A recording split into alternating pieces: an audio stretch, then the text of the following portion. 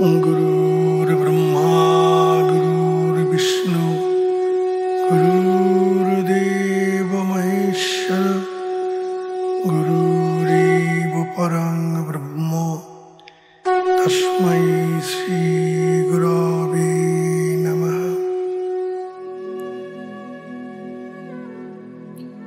जय गुरु जय गुरु जय गुरु जय যোগীরাজ জয় যোগীরাজ জয় যোগীরাজ। পরম করুণাময় গুরুদেবের নামে শুরু করছি সরল যোগ সাধন নামক গ্রন্থ থেকে অষ্টম পর্ব। জয় গুরু। অর্ধচন্দ্রাকার জাহ্নবী বেষ্টিত শিবক্ষেত্র কাশীধাম বৈদিক যুগের প্রাক্কাল হইতেই ভারতের মানুষকে আধ্যাত্ম পথে আকর্ষণ করিয়া আসিতেছেন। ভারতীয় সংস্কৃতির ধারক হিসেবে এই শিবপুরী আজও তাহার গতি অব্যাহত রাখিয়াছে। রাজা মহারাজা সাধু সন্ন্যাসী ফকির সকলেই এই শিবধামে আসিয়া শ্রদ্ধা নিবেদন করেন, প্রাণের ব্যাকুল প্রার্থনা ঢালিয়া দেন বাবা বিশ্বনাথের চরণে। এখানে আসিলে সকলেই সমান। তদানীন্তন কাশীরাজ শিবক্ষেত্র কাশীধামে আসিয়াছেন।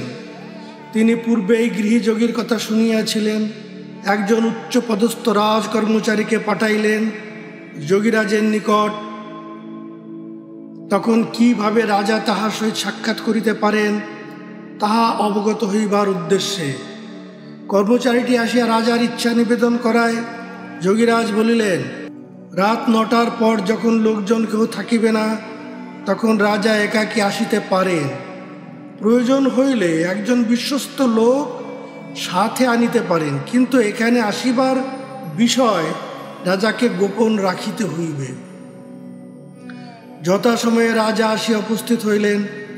প্রত্যাভিবাদন শেষে রাজা যোগীরাজের সহিত আলোচনা করিয়া বড়ই প্রীতি লাভ করিলেন। রাজা জিজ্ঞাসা করিলেন, এই গোপনীয়তার কারণ কি?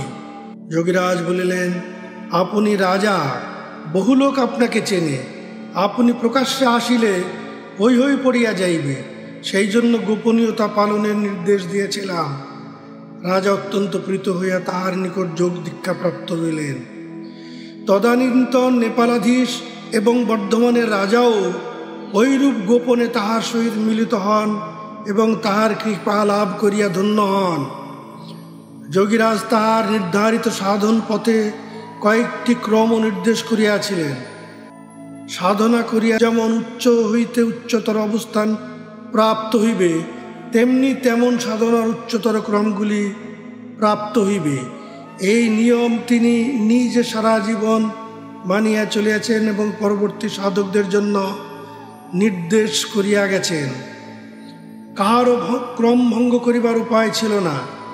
একদিন এক ভক্ত করজোড়ে নিবেদন করিলেন, আপনার অবর্তমানে পরবর্তী ক্রমগুলি কাহার নিকট শিক্ষা করিব, তাহার একটা সুষ্ঠু ব্যবস্থা আপনি থাকিতে করিয়া যান। উত্তরে যোগীরাজ বলিলেন, কত খড়কুটো ভেসে গেল, আমি তো কোন ছাড়।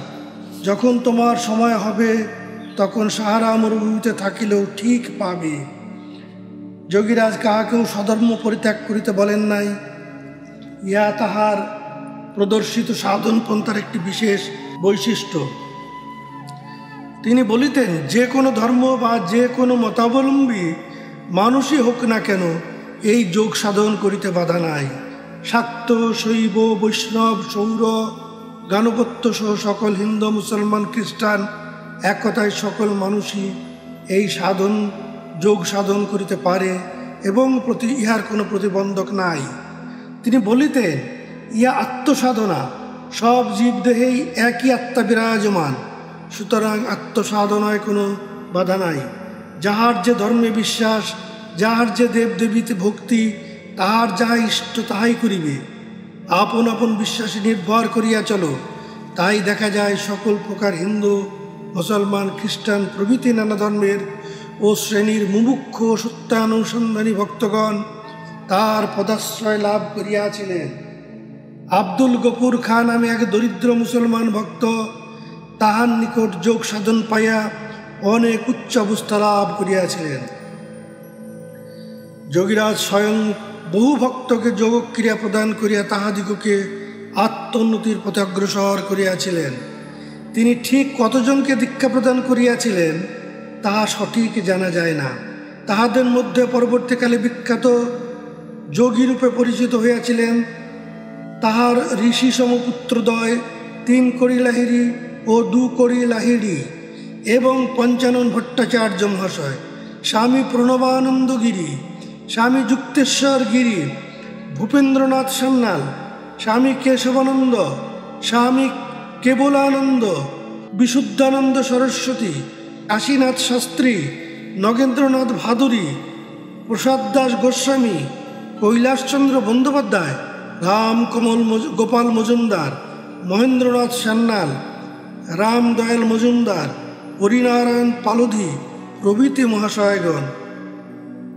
ইহাদের মধ্যে প্রসাদ দাস গোস্বামী 23শে ডিসেম্বর 1883 খ্রিস্টাব্দে যোগীরাজের নিকট দীক্ষাপ্রাপ্ত হন এবং মহেন্দ্রনাথ সান্যাল মহাশয় 18ই অক্টোবর 1988 খ্রিস্টাব্দে যোগীরাজের নিকট দীক্ষা লাভ করেন। ইহা ছাড়া শোনা যায় যে ভাস্করানন্দ সরস্বতী, বালানন্দ ব্রহ্মচারী আপন আপন সাধন পথ ছাড়াও যোগীরাজ প্রদর্শিত যোগ সাধন অনুশীলন করিয়াছিলেন। স্বপুত্র সহ তদানীন্তন কাশীরাজ, নেপালাধীশ, কাশ্মীর রাজ, বর্ধমান রাজ, কালীকৃষ্ণ ঠাকুর, শের গুরুদাস বন্দ্যোপাধ্যায় প্রভৃতি সমাজের উচ্চস্তরের মানবগণ তাহার নিকট যোগ সাধন প্রাপ্ত হইয়াছিলেন। শুধু তাই নহে, সমাজের নিম্ন স্তরের শত সহস্র মানুষও তাহার নিকট মুক্তিপথের সন্ধান পাইয়া ধন্য হইয়াছিলেন। তিনি বলিতেন, গৃহস্থ অপেক্ষা বড় আশ্রম নাই, কারণ গার্হস্থ আশ্রমের উপর অপর আশ্রমগুলি প্রতিষ্ঠিত। ব্রহ্মচর্য, বানপ্রস্থ, সন্ন্যাস এই 3 আশ্রমকে সে ভরণ পোষণ করে থাকে, তাই গার্হস্থ আশ্রমই শ্রেষ্ঠ আশ্রম। পরবর্তীকালে আরও দেখা যায় পঞ্চানন ভট্টাচার্য মহাশয়ের শিষ্য লালগোলা হাই স্কুলের প্রধান শিক্ষক বরদাচরণ মজুমদার মহাশয়ের নিকট হইতে কাজী নজরুল ইসলাম ও নেতাজি সুভাষচন্দ্র বোস এই 2 মহান ক্রিয়াযোগে দীক্ষিত হয়েছিলেন। নেতাজি দীক্ষিত হয়েছিলেন 1939 খ্রিস্টাব্দের 12ই জুন সোমবার, বাংলা 22শে জ্যৈষ্ঠ 1346 সাল। জয় গুরু। রামদয়াল মজুমদার মহাশয়ের নিকট হইতে ঠাকুর সীতারাম দাস ওঙ্কারনাথ এই যোগ দীক্ষা পাইয়াছিলেন। এই যোগী তাহাদের জীবনকে এত সুন্দর ও সার্বিক সফলকাম করিয়াছিলেন। এই মহান যোগী ছিল তাদের জীবনের প্রধান চাবিকাঠি। এই চাবিকাঠি দ্বারাই তাহারা আপন আপন হৃদয় মন্দিরের প্রধান ফটক খুলিতে পারিয়াছিলেন। ইহাই তাদের জীবনকে উন্নততর ও চরম উৎকর্ষ প্রদান করিয়াছিলেন। এই যোগকর্ম করিয়াই তাহারা হৃদয় দেবতার সন্ধান পাইয়াছিলেন বলিয়াই জগৎ কল্যাণে জীবন উৎসর্গ করিতে সক্ষম হইয়াছিলেন।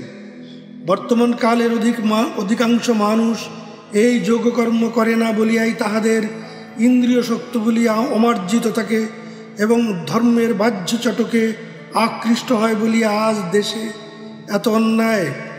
তাই যোগীরাজ বলিতেছেন, এই যোগ সাধন করিলে তবেই মানুষের জীবন সুন্দর ও মহিমাময় হয়। আত্মার যে মান তাহার প্রতি হুঁশ হয়, তখনই প্রকৃত মানুষ হয়। কিন্তু এই হৃদয় মন্দিরের প্রধান ফটক খুলিবে কেমন করিয়া? যোগীরাজ বলিয়াছেন, উলট পবনকা ঠোকর মারে খোলে দরওজা। অর্থাৎ যে শ্বাসরূপী পবন উপর হইতে নিম্নগামী হইতেছে, অর্থাৎ বহির্মুখী হইতেছে, তাহাকে অন্তর্মুখী করিয়া ঠোকর ক্রিয়ারূপ কৌশলের দ্বারা সেই হৃদয় মন্দিরের প্রধান ফটক খুলিতে হইবে। আবার লিখেছেন, ওং জোরসে ধাক্কা দেনে সে তব দরওজা খুলেগা। ওঙ্কার ক্রিয়ার দ্বারা হৃদয়ে জোরে ধাক্কা দিলে তবেই হৃদয় মন্দিরের দরজা খুলিয়া যায়। আরও লিখিয়াছেন, ओंग ज्यादा से जोर से हृदय में ठोकर मारने से आप नेशा होए और ठोर ज्यादा होता है। पुनराय लिखियाছেন जोर से ओ में ठोकर मारने से ज्यादा स्थिर होता है। ठोकर क्रियार पूर्व ओंकार क्रिया बलपूर्वक करिते থাকিলে हृदय ग्रंथि भेद হয় আর তখনই কঠিন দরজা খুলিয়া যাওয়ায় অজ্ঞান দূরীভূত হয়। এই ঠোকর ক্রিয়া করিতে থাকিলে আপন হইতেই গাঢ় নেশা হইবে এবং স্থির ঘরে অধিক সময় অবস্থান হইবে। এই অবস্থা প্রাপ্ত হইলে মন পরের দুঃখে কাতর হয়। জয় গুরু। এখানে আমরা দুটি নতুন শব্দ পেয়েছি। একটা হচ্ছে ঠোকর ক্রিয়া আর একটি হচ্ছে ओंकार क्रिया। ओंग ज्यादा से जोर से मारने से ठोकर मारने से आपसे आप नेशा होता है। ये जो ओंग क्रिया ओंकार जप ओंकार क्रिया এই দুটো সম্পর্কে একটু নোট দিয়ে রাখি আপনাদেরকে, কারণ এই দুটো বিষয় বিস্তৃত বলবার বিষয় নয়। আপনারা জানবেন যোগশাস্ত্র হচ্ছে অধ্যাত্মশাস্ত্র। ইহা নিজ উপলব্ধিগম্য এবং অনুভবগম্য, অপরে ইহার ভাব বুঝাইতে সক্ষম নয়। সুতরাং যাহা কিছু বুঝবার, যাহা কিছু জানবার বা প্রত্যক্ষ করবার বা উপলব্ধি করবার সমস্তই নিজেকেই করতে হয়। করবার উপায় কি হচ্ছে যোগ সাধন। এই যোগ সাধনের 4টে ক্রম আছে, যা বেদব্যাস বেদকে 4 ভাগে ভাগ করেছিলেন। যোগী শাহ সেই যোগকে এই সহজ করে গৃহের কাছে পৌঁছবার নিমিত্ত উনি 6টি ভাগে ভাগ করেছিলেন। যোগীরাজ কলির স্বল্পায়ু এবং হীনবল মানুষের কল্যাণের জন্য তিনি 6 ভাগে বিভক্ত করেছেন। এরই অতি উন্নত 2টি ক্রম হচ্ছে ঠোকর ক্রিয়া এবং ওঙ্কার ক্রিয়া। এই ক্রিয়া গুরু মুখ বক্তব্যগম্য, অর্থাৎ গুরু মুখ থেকে ইহা জানতে হয়। ইহা ব্যক্ত করবার বিষয় নয়, ইহা অতি গোপনীয়, কারণ রাজবিদ্যা রাজগুজ্জম। এই পর্যন্ত বলেই আমি ক্ষান্ত হলাম এ বিষয়ে। জয় গুরু। এই ঠোকর ক্রিয়া এবং ওঙ্কার ক্রিয়াকে লক্ষ্য করেই মহাগুরু বাবাজি মহারাজের পরম শিষ্য এবং আমাদের দয়াল পরম গুরু যোগীরাজ বলেছেন, दुख दूसरे का देखकर दया कर हृदय, तबई पाएगा चैतन्य रूप जस चंद्रोदय। आपने सामर्थ्य कोशिश करो हो तुम निठुर, परमात्मा सत्य संतुष्ट हुए से मन होते मधुर। तर जाओ आप अमर पद ओहा करो भाषा, चलो राहो सदगुरु का করো ওহি উপদেশা। অর্থাৎ যোগীরাজ বলিতেছেন, সব মূর্তি তো একেরই মূর্তি, মূর্তির ভেদে স্বরূপ ভেদ কল্পনীয় নহে। এই প্রকার মূর্তি দর্শন উপদেশ শ্রবণ ও ভাব অনুসারে তাহার সহিত লীলা ও নানা প্রকার ব্যবহার এসব আত্মমার্গে বহিরাঙ্গ মাত্র। চরবে দ্বৈত ভূমি প্রাপ্ত হইতে হইবে। জ্ঞানের পরাকাষ্ঠা ও পূর্ণ সার্থকতা অদ্বৈত স্থিতিতে, সেখানে ভক্ত ও ভগবান ভেদ থাকে না, এক অব্যক্ত সত্তা স্বয়ং প্রকাশ রূপে বিরাজ করেন। জয় গুরু। যোগীরাজ্যের যে কবিতাটি, যে উপদেশটি এখানে দেওয়া হয়েছে, আমি একটু সেটি অঙ্গার্থ করে দিচ্ছি আর কি। দুঃখ দুসরে কা দেখকার দয়া কর হৃদয়, অর্থাৎ অপরের দুঃখ দেখে, পরের দুঃখ দেখে আপন হৃদয়ে দয়ার ভাব উদয় হোক। তুমি তার প্রতি দয়াবান হৃদয়বান হও, তবেই পাওগে চৈতন্যরূপ যশ চন্দ্রোদয়। তুমি এই দয়া যদি হৃদয়ে প্রতিষ্ঠা করতে পারো, তবেই তুমি চৈতন্যরূপ সেই চন্দ্রোদয় করিতে সক্ষম হইবে। অর্থাৎ তোমার হৃদয় মাঝে চৈতন্যরূপ কোমল জ্যোতি, সেই দয়া তোমার হৃদয়ে জাগরিত হইবে। আপনি সামর্থ্য কোশিস করো হতম নিঠুর, অর্থাৎ তোমার নিজ সামর্থ্য অনুযায়ী কঠোরভাবে তুমি সেই সাধন করো। পরমাত্মা সন্তুষ্ট হয়েছে, মন হত হয় মধুর। এই রূপে আপন সাধ্য মতো যদি তুমি নিয়মিত কঠোর পরিশ্রমের মধ্যে দিয়ে অভ্যাস করতে থাকো, তাহলে আত্মা এবং পরমাত্মা উভয় সন্তুষ্ট হবে এবং তোমার মধুর অবস্থা অমৃত তত্ত্ব লাভ হইবে। তর যাও অমর পদ, অর্থাৎ তুমি তরল পাইবে, অর্থাৎ মুক্তিপদ তুমি লাভ করবে। উহা করো বাসা, এবং সেই মুক্তিপদে স্থির পদে নিশ্চলং ব্রহ্মপদে তুমি তোমার বাসা নির্মাণ করে সেখানেই তুমি বাস করতে থাকো। কেমনভাবে বাস করবে না? অচ্যুত নিরবিচ্ছিন্ন ভাবে, অচল অটল ভাবে। চলো রাহ, অর্থাৎ চলো রাহ সদ্গুরু কা, অর্থাৎ সদ্গুরু তোমাকে যে পথ দর্শন করে আছেন, যে পথ দিয়েছেন, যে ক্রিয়াযোগ করো হি উপদেশা, সেই উপদেশ তুমি মতো, সেই গুরুর উপদেশ মতো তুমি তোমার কর্ম করে চলো, তাহলে তুমি শান্তিপদ প্রাপ্ত হইবে, তাহলে তুমি অমৃতপদ, সেই মুখ্য পদ অমর পদ লাভ করিতে সমর্থ হইবে। জয় গুরু। প্রাথমিক ভগবত দর্শন বা শ্রবণ তেমন কঠিন নহে, কিন্তু প্রকৃত ভগবত দর্শন দুরূহ ব্যাপার।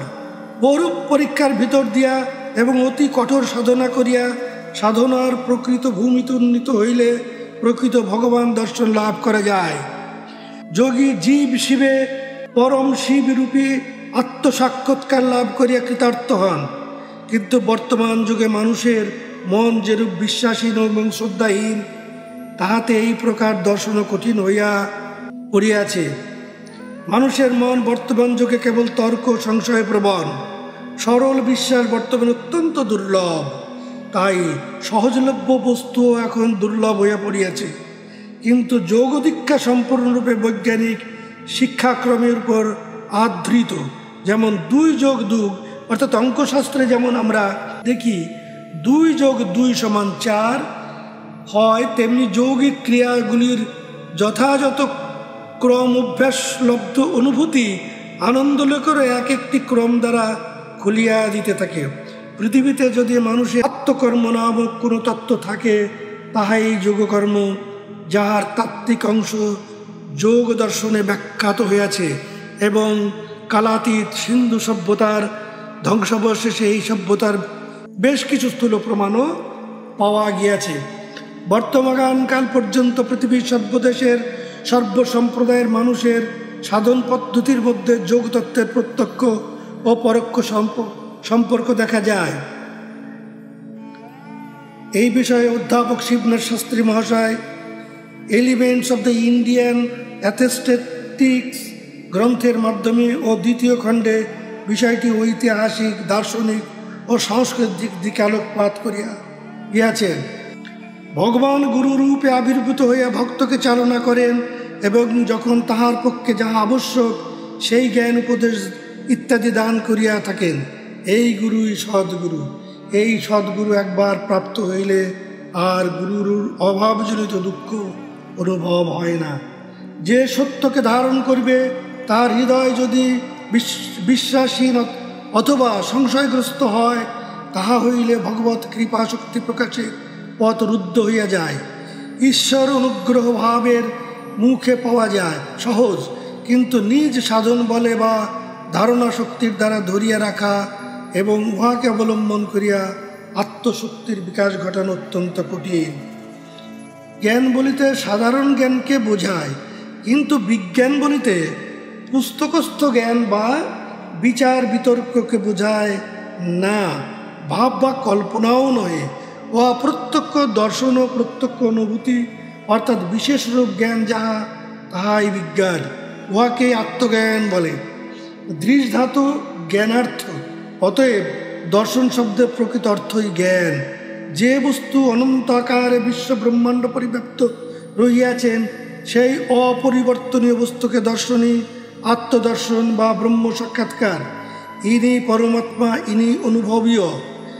জীবাবচ্ছেদে আমার তোমার সহিত একাকার হইয়া রহিয়াছেন। তাই শাস্ত্রাকারগণ বলিয়াছেন, আত্মাহ বৈ গুরুরেকা। কুলার্ণব তন্ত্রে এই শ্লোকটি আছে ইত্যাদি। আত্মাই প্রকৃত গুরু। জয় গুরু। অস্থায়ী বা ক্ষণস্থায়ী ভক্তি ভক্তি নয়, প্রয়োজন স্থায়ী ভক্তি। যে অবস্থায় ভক্তি ভক্ত ভগবান একাকার হয়ে যায় তাহাই প্রকৃত স্থায়ী ভক্তি অবস্থা। যে অবস্থায় জ্ঞাতা জ্ঞেয় এবং জ্ঞান এক হইয়া যায় তাহাই বিজ্ঞান অবস্থা।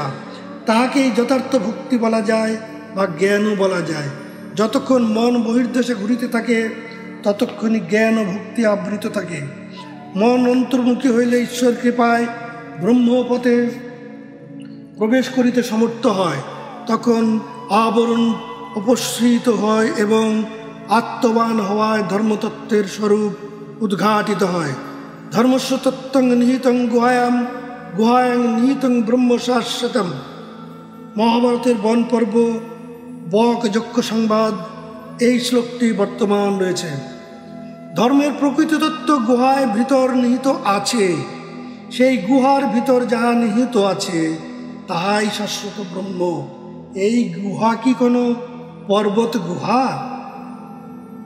যদি তাহা হইত, তাহা হইলে পর্বত গুহায় যাইয়া সকলেই ধর্মতত্ত্বকে জানিয়া লইতে সক্ষম হইতেন।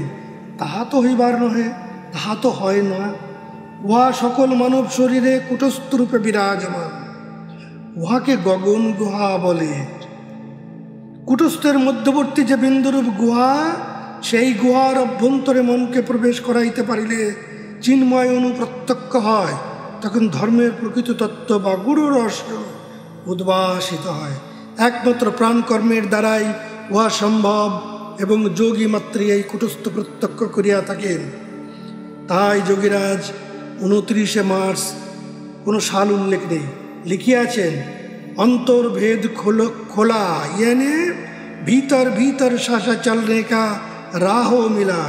मौन ध्यान शब्द यही अलस असल है, इसी को जोगी लोग गहर कहते हैं। अंतरतम प्रदेशे प्रवेशेर करिबार रास्ता खुलिया गेल, अर्थात भितरे भितरे श्वास चलिबार अर्थात शून्य पथे श्वास चलिबार मतो अवस्था पाइलाम। এই অবস্থায় পৌঁছায়া মনন ধ্যান ও ওঙ্কার ধ্বনি যাহা শোনা যায় তাহাই আসল। ইহাকেই যোগীগণ গগন গুহা বলে। ऐसा सब बिंदी चलता है देखा, बीच में सफेद जुनी के वही बड़ा चाँद, छोटा जब तब रहे तो उसी को तारा कहते हैं, वही छिद्र है। त्रिकोण जनिर मध्य सदा बिंदु चलितेছে দেখিলাম। উহা যখন বড় দেখায় তখন উহাকেই চাঁদ বলে এবং যখন ছোট দেখায় তখন তারা বলে। উহাই ছিদ্র, ওই ছিদ্রে প্রবেশ করিতে হইবে। এই তত্ত্ব বিশ্বাস বা দার্শনিক রহস্য নহে। যিনি নিয়ত যোগারূঢ় তিনি প্রতিদিন এই বিশেষ যৌগিক ক্রিয়ানুষ্ঠানকালে এই কূটস্থ প্রত্যক্ষ করিয়া থাকেন। তাই উপনিষদ বলিয়াছেন বালাগ্র সহস্রং অর্ধতস্য ভাগস্য ভাগস্য তস্য ভাগস্য ভাগার্ধং তদ জ্ঞেয়ং চ নিরঞ্জনম। ব্রহ্মোপনিষদ ষষ্ঠ সূত্র। অর্থাৎ কূটস্থের মধ্যে যে বিন্দু স্বরূপ অণু, তাহার পরিমাণ একটি চুলের অগ্রভাগের 1000 ভাগের 1 ভাগের অর্ধেক, অর্থাৎ অর্ধেক ভাগ, অর্থাৎ চুলের অগ্রভাগের 4000 ভাগের 1 ভাগ। সেই ব্রহ্মের অণু এত সূক্ষ্ম যে বুদ্ধি দ্বারা তাহা স্থির করিবার উপায় নাই। তন্নিমিত্ত উহা অব্যক্ত পদ এবং জীব শিব হইলে উহা বোধ হয়। সূক্ষ্মতত্ত্ব অবিজ্ঞান। এই শ্লোকটি গীতার 13 অধ্যায়ে 16 শ্লোকে আছে। সূক্ষ্মত্বজনিত কারণে অর্থাৎ রূপাদিবিহীন বলিয়া তিনি অবিজ্ঞ। তিনি জীবগণের শরীরে কূটস্থ হইতে নিচে চঞ্চল প্রাণ রূপে রহিয়াছেন এবং ভ্রুর ঊর্ধ্বে আদিত্য হৃদয়ে স্থির প্রাণ রূপে রহিয়াছেন। স্থাবর জঙ্গম সবই তিনি। তিনি যখন ব্রহ্মনুরূপে অতি সূক্ষ্মভাবে অবস্থিত তখন তিনি অবিজ্ঞ, তখন তাহাকে বিশেষ রূপে জানা যায় না। তাই তিনি জ্ঞানাতীতং নিরঞ্জনম। সেই সর্বব্যাপী ঈশ্বরের তত্ত্ব অজ্ঞানীগণ জানে না বলিয়া তাহার কাছে তিনি দূরস্থ, কিন্তু জ্ঞানীগণ আত্মতত্ত্বপরায়ণ বলিয়া নিত্য সন্নিহিত। তিনি জ্ঞান, তিনি জ্ঞেয়, আবার তিনি সাধন দ্বারা তিনি জ্ঞানগম্য।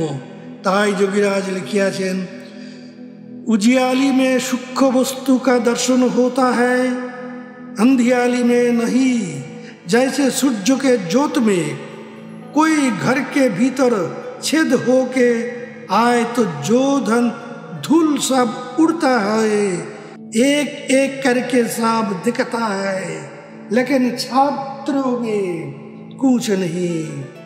ब्रह्म सूक्ष्म शून्य है, इसलिए प्रथम ज्योत में दिखता है, फिर जब अंधकार के आंख होता है तब अंधकार सब चीज देखने में आता है। यानी विज्ञान पद।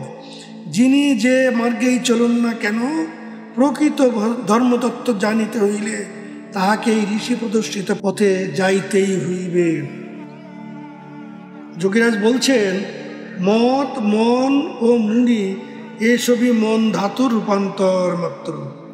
যিনি মননশীল তিনি মুনি। এখানে টিকায় বলা হয়েছে, এই যে পূর্বে যে শ্লোকটি বলা হয়েছে, যেটি ব্রহ্মোপনিষদে আছে, বালাগ্র সহস্রং তৎ অর্ধস্য ভাগস্য ভাগস তস্য ভাগার্ধং তদ্জ্ঞঞ্চ নিরঞ্জনম। এই শ্লোকটার ব্যাখ্যা করতে গিয়ে শ্রীমদ গুরু গ্রন্থকার মহাশয় বলিলেন, পূর্বেই আলোচিত হয়েছে যোগশাস্ত্র বৈজ্ঞানিক ভিত্তিতে প্রতিষ্ঠিত। ভারতীয় পরিমাণ বিজ্ঞানে সর্বনিম্ন পরিমাণ ধরা হয়েছে অণুকে। এই দুটি অণু সমান এক দুনক, 3 দুনকে এক ত্রশ্রেণু হয়, 8 ত্রশ্রেণু সমান এক কেশাগ্রভাগ অথবা রথচক্রক্ষিপিত ধূলিকণা হওয়ার সমান। মন অনুপরিমাণ, যাহার পরিমিতি কেশের অগ্রভাগ অপেক্ষা 48 গুণ সূক্ষ্ম। কুটস্থের মধ্যবিন্দু কেশাগ্র অপেক্ষা 4000 গুণ সূক্ষ্ম। অতএব সেখানে মনেরও গতি নাই, একমাত্র সর্বত্র আত্মাই সেখানে প্রবিষ্ট আছেন। মন দ্বারা যাহা কৃত হয় তাহাই মত। প্রাণ কর্ম করিতে করিতে এমন এক নেশার উদয় হয়, যখন আর কথা বলিতে ইচ্ছা থাকে না, তাহাই প্রকৃত মৌন অবস্থা। কিন্তু কথা বলিতে ইচ্ছা আছে, অথচ কথা বলিব না, আরে ঠারে প্রকাশ করিব, তাহা প্রকৃত মৌন নহে। ইচ্ছার নাশ হইলে মৌন অবস্থা আপনা হইতেই আসিবে, কিন্তু ইচ্ছা থাকিতে মৌন পালন হয় না। যতক্ষণ পর্যন্ত মন চঞ্চল মনকে অবলম্বন করিয়া সত্যের সাক্ষাৎকারের লাভের চেষ্টা করা যাইবে, ততক্ষণ পর্যন্ত অখণ্ড সত্যের দর্শন লাভ সুদূর পরাহত। সেই আত্মসত্যের ধারণা করিতে হইলে মনকে নিরুদ্ধ করিতে হইবে। সেই নিরুদ্ধ অবস্থায় আত্মার স্বয়ং প্রকাশ আলোক উদ্ভাসিত হয়। বিকল্প শক্তির দ্বারা মন ওই আলোকে ভাগ করিয়া পৃথক ভাবরূপে পরিণত করে। ইহা মনের স্বভাব। বিকল্প পরম সত্যকে অর্থাৎ আত্মসত্যকে পাইতে হইলে মনের ঊর্ধ্বে যাইতে হইবে। এই অবস্থায় মতামতের কোনো প্রশ্নই থাকে না, কারণ মন যেখানে নাই সেখানে মত কোথায়। মন ও প্রাণ এই দুইটি সত্তাকে একভাবে আত্মধ্যান গতি ও স্থিতি করাইতে পারিলে প্রকৃত ভক্তি ও ভগবত প্রাপ্তি সম্ভব হয়। কিন্তু ইহা দীর্ঘ সাধনা ভিন্ন লাভ হইতে পারে না। ভগবত প্রাপ্তির পথে চলিতে হইলে সর্বপ্রথম স্বভাব প্রকৃতি অর্থাৎ আত্মভাব অনুযায়ী কার্য করিতে হইবে, তা হইলে জ্ঞান লাভ ঘটিবে। জ্ঞান প্রাপ্ত হইলে ওই জ্ঞানের দ্বারা ভক্তি আপনা হইতেই হইবে। তাই যোগীরাজ বলিতেছেন, গুড়ের ময়লা টানতে টানতে সাদা হয়, তেমনি প্রাণায়াম করতে করতে প্রাণ নির্মল হয়। তিনি ভক্তদের শিক্ষা দিতে গিয়ে আরও বলিতেছেন, উল্টো লিখে আয়নায় দিয়ে সোজা করে দেখলে সোজা দেখায়, তদ্রূপ দেহস্থ বায়ুকে উল্টাইলেও স্বরূপ দেখা যায়। শুদ্ধা ভক্তি প্রকৃত ভক্তি। এই শুদ্ধা ভক্তি অজ্ঞান না কাটিলে পাওয়া যাইতে পারে না। তাই তিনি বলিতেন, ওষ্ঠ, কণ্ঠ, দন্ত প্রভৃতিতে বায়ুর জোর প্রাণায়ামে পড়িলে জ্ঞানের সানুভব হওয়ায় তার নাম হয় ভক্তি। কিন্তু অজ্ঞান কাটিবে কি করিয়া? যোগীরাজ বলিতেছেন, উত্তম প্রাণ কর্ম করিতে থাকিলে আপনা হইতে অজ্ঞান দূরীভূত হইবে, ইহাই স্বধর্ম। তাই শ্রী ভগবান বলিয়াছেন, শ্রেয়ান স্বধর্ম বিগুণ পরধর্মাৎ সানুষ্ঠিতাৎ স্বধর্মে নিধনং শ্রেয় পরধর্ম ভয়াবহ। গীতা ৩য় অধ্যায় ৩৫ শ্লোকে ভগবান এই উক্তিটি করিয়াছেন। অর্থাৎ সুন্দররূপে অনুষ্ঠিত পরধর্ম অপেক্ষা, অর্থাৎ ইন্দ্রিয় ধর্ম অপেক্ষা দোষযুক্ত স্বধর্ম অর্থাৎ আত্মধর্ম শ্রেষ্ঠ। প্রথম অভ্যাসীর পক্ষে দোষযুক্ত হইবেই, ইহা অভ্যাস সাপেক্ষ। এই আত্মধর্ম স্বরূপ ধর্ম করিতে করিতে যদি নিধন হয়, তাহা দেহপাত হয়, তাহাও ভালো। কিন্তু পরধর্মরূপ ইন্দ্রিয় ধর্ম সর্বদাই আশঙ্কাজনক অর্থাৎ ভয়াবহ। কারণ প্রাণের চঞ্চল গতি ভগবৎ সান্নিধ্য হইতে দূরে ঠেলিয়া রাখে। সে কারণ জন্ম মৃত্যু অনিবার্য। যোগীরাজ বলিতেছেন, প্রত্যক্ষ দর্শন ব্যতিরেকে প্রেম, ভক্তি, ভালোবাসা কখনো জন্মায় না। যেমন পুত্রহীনের পুত্র প্রেম সম্ভব নহে, আবার পুত্র জন্মগ্রহণ করিবার সাথে সাথে কি ওই পুত্রের প্রতি সম্পূর্ণ প্রেম বা ভালোবাসা জন্মায়? তাহা নহে। যতই পুত্রকে প্রতিদিন দেখিবে, লালন পালন করিবে, ততই পুত্রের প্রতি প্রেম ভালোবাসা ক্রমে ক্রমে মনের অজ্ঞাতে জন্মিয়া থাকে। যে ঈশ্বরকে কখনো দেখো নাই, তাহার প্রতি আন্দাজে প্রকৃত প্রেম ভক্তি কি প্রকারে সম্ভব? হয়তো বা পুনর্জন্মার্জিত সংস্কারের ফলে লক্ষ লক্ষ মানুষের মধ্যে কাহারও তেমন প্রেম জন্মাইতে পারে বটে। প্রতিদিন প্রাণ কৌশলরূপ সুকৌশলযুক্ত যোগকর্ম করিতে থাকিলে কিছু না কিছু আত্মজ্যোতির অবশ্যই দর্শন হইয়া থাকে। যতই প্রতিদিন আত্মজ্যোতি দর্শন হইতে থাকিবে, ততই তোমার অজ্ঞাতে উহার প্রতি প্রেম ভক্তি জন্মাইবে। কেবলই ইচ্ছা জাগিবে সেই অপরূপ চিরনির্মল আত্মজ্যোতি দর্শন করিতে, যাহা দৃশ্যমান জগতে দেখা যায় না। এইভাবে প্রত্যক্ষ দর্শন যতই বাড়িতে থাকিবে, উহার প্রতি প্রেম ভক্তিও ততই বাড়িতে থাকিবে। শেষে নির্নিমেষে নয়নে আত্মজ্যোতি দর্শনে তন্ময়ে প্রাপ্ত হইলে প্রেম ভক্তিতে মাতোয়ারা হইবে। তখনই অজ্ঞান কাটিয়া গিয়া প্রকৃত শুদ্ধা ভক্তি জন্মাইবে। অতএব ঈশ্বর সত্তা দর্শন ব্যতিরেকে ঈশ্বরের প্রকৃত প্রেম ভক্তি সম্ভব নহে। উহা সম্পূর্ণরূপে প্রাণকর্ম সাপেক্ষ। প্রত্যেক মনুষ্যদেহে মূলধার চক্রে কুণ্ডলিনী শক্তি নিদ্রিত আছেন। এই শক্তিকে প্রাণকর্মের দ্বারাই যতক্ষণ জাগাইতে না পারা যায়, ততক্ষণ সাধন ভজন বাহ্য ব্যাপারে পর্যবেসিত হয়। সাধনার উদ্দেশ্য মৃত্যুর পর পরলোকে গিয়া সেখানকার আনন্দ ঐশ্বর্য উপভোগ করা নহে। ও জাতীয় ভোগ বিনা সাধনাতে প্রাপ্ত হওয়া যায়। উহা কৃতকর্মের ফলভোগ মাত্র, প্রকৃত সাধনার ফল নহে। সাধনার দ্বারা জীব অনন্ত মোহনিদ্রা ত্যাগ করিয়া শিবত্ব স্থিরত্ব প্রাপ্ত হয়, অর্থাৎ পূর্ণতে উপনীত হয়। সে কারণে যোগীকে কুণ্ডলিনী শক্তিকে জাগাইতে হইবে। জীবের আত্মা শিবস্বরূপ মঙ্গলময়, মোহ অজ্ঞানে আবৃত রহিয়াছে। এই শিবরূপী আত্মা বোমতত্ত্বে অর্থাৎ বিশুদ্ধ চক্রে সবরূপে সুষুপ্ত অবস্থায় আছেন। এই সুষুপ্ত অবস্থাকে জাগরিত করিতে হইবে। প্রাণকর্মের দ্বারা কণ্ঠে বায়ু স্থির হইলে সুপ্তাবস্থা চলিয়া যায়। জয়। কণ্ঠে বায়ু স্থির হইলে নীলকণ্ঠ হইল। 5 চক্রে 5টি তত্ত্বকেন্দ্র, ক্ষিতি, অপ্তেজ, মরুদ, বোম, এই 5টি তত্ত্ব। শক্তি সকল চক্রে সমপরিমাণ, কিন্তু মূলাধার চক্রে শক্তি জাগরিত হইলে সেই বায়ুবীয় শক্তি সুষুম্ন পথে ঊর্ধ্বে উত্থিত হইতে থাকে এবং ক্রমে সকল চক্রস্থ শক্তি জাগ্রত হইয়া চরমা অবস্থায় পূর্ণ জাগৃত হইয়া 5টি চক্রেই মুক্ত হইয়া যায়। তখন আর অজ্ঞানের আভাস মাত্রও থাকে না। তখন আত্মার অজ্ঞান নিবারণ রূপ আবরণ ভাঙিয়া যাইয়া শিব শক্তির মিলন হয়। আজ্ঞাচক্রে ইহাই শিব শক্তির বা প্রকৃতি পুরুষের মহামিলন, অর্থাৎ স্থিরের সহিত চঞ্চলতার চিরসমাধি।